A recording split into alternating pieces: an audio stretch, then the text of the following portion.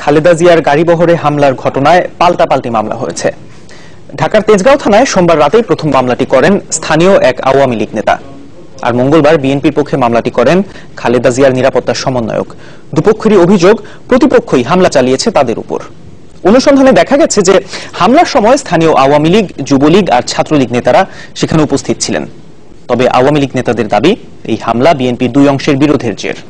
Police বলছে জড়িতদের চিহ্নিত করতে তদন্ত চলছে, জানাচ্ছেন রাশেদ নিজাম। ঢাকা উত্তরের মেয়র প্রার্থী তাবিদ আউয়াল ও ২৬ নম্বর ওয়ার্ড কাউন্সিলর প্রার্থী নবী সুলাইমানের নির্বাচনী প্রচারে বেগম খালেদা জিয়া। হঠাৎ করেই উত্তপ্ত পরিস্থিতি প্রচারণায় থাকা বিএনপি ও স্থানীয় আওয়ামী লীগ নেতাকর্মীদের মধ্যে।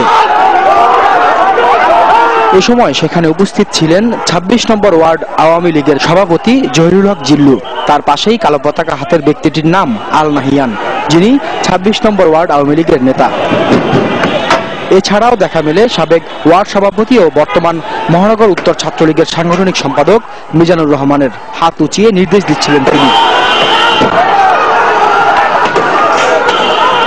থানা ছাত্রলীগের দুই কার্যনির্বাহী সদস্য তুহিন ও আলামিন ভাঙচুরের ঘটনা ছিল সবচেয়ে মারমুখী। এছাড়াও গাড়ি ভাঙচুরে নেতৃত্ব দিতে দেখা গেছে আওয়ামী লীগের তেস্তুরি বাজার ইউনিটের সাংগঠনিক সম্পাদক সুমন আর শ্রমিক লীগের হাতকাটা কাশেম গ্রুপের নেতা শামসু সহ পলিটেকনিক ছাত্রলীগের সভাপতি জাকিরকে। যদিও নিজেদের নেতাকর্মীরা কেউ ভাঙচুরে জড়িত নয় বলে দাবি জহিরুল হক জিল্লুর। তাকে ঘটনার সময়ের ভিডিও ফুটেজ দেখানো হলে কাউকে চেনেন না বলেও জানান। বিএনপি চেয়ারপারসনের নিরাপত্তার দায়িত্বে থাকা সিএসএফ সদস্যদের মাধ্যমে আহত হয়েছেন বলেও দাবি এই নেতার। আমি দেখি নাই আওয়ামী লীগের কোন লোক এটা করছে এবং করতে যাবেই বা কেন, তাদের কোনো লাভ হইতে হবে তো।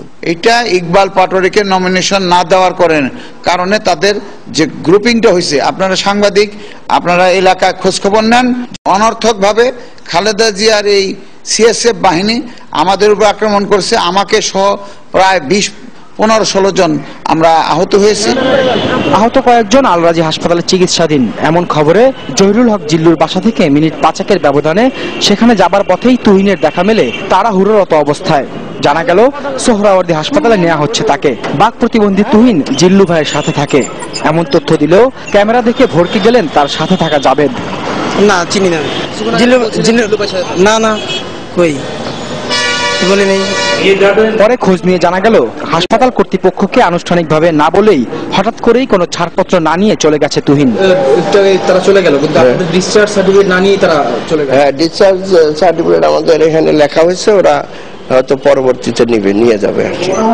এদিকে তেজগাঁও পুলিশের উপকমিশনার বিপ্লব সরকারের জোরালো বক্তব্য, ছাড় দেওয়া হবে না ব্যক্তি বা দল দেখে। এখানে কারো রাজনৈতিক পরিচয়টা কোনো মুখ্য বিষয় নয়। এখানে একটি ঘটনা ঘটেছে, এই ঘটনার একটি অভিযোগ দাখিল করা হয়েছে এবং অভিযোগের প্রেক্ষিতে একটি মামলা দায়ের করা হয়েছে। এখন এটা আমাদের পুলিশের কাজ হলো এটা সুষ্ঠু এবং নিরপেক্ষ তদন্ত করা, যেটাই আপনার প্রকৃত সত্য যেটা উঠবে সেটার উপর যথাযথ ব্যবস্থা গ্রহণ করা। এবং আমরা সোমবার বিকেলে খালেদার গাড়িবহরে হামলার ঘটনায় গভীর রাতে তেজগাঁও থানায় সিএসএফ সদস্য সহ ১০০ অজ্ঞাত নেতাকর্মীর বিরুদ্ধে মামলা করেন ২৬ নম্বর ওয়ার্ড আওয়ামী লীগ সভাপতি জহিরুল হক জিল্লু। আর মঙ্গলবার সকালে খালেদা জিয়া নিরাপত্তা সমন্বয়ক ফজলে লাহি আকবর ঘটনায় জড়িতদের খুঁজে বের করতে মামলা দায়ের করেন। রাশেদ নিজাম, চ্যানেল 24, ঢাকা। স্বরাষ্ট্র প্রতিমন্ত্রী আসাদুজ্জামান খান কামাল বলেছেন, খালেদা জিয়ার ব্যক্তিগত নিরাপত্তা বাহিনীর বাড়াবাড়ির কারণেই তারা হামলার শিকার হয়েছেন। মঙ্গলবার দুপুরে সচিবালয়ে সাংবাদিকদের প্রশ্নের জবাবে তিনি একথা বলেন। মনে করেন যে তিনি নিরাপদ নন, এই যদি আমাদেরকে বলেন আমরা অবশ্যই তার নিরাপত্তা ব্যবস্থা করব, কিন্তু তিনি যেখানেই যান সেই ক্ষেত্রে আমাদেরকে জানিয়ে যেতে হবে, পুলিশকে জানাতে হবে যে অমুকখানে যাচ্ছেন। হঠাৎ করে চলে গেলে আমাদের পুলিশ কিভাবে তাকে তাদের সিএসএফটা ওই ধরনের মারামারি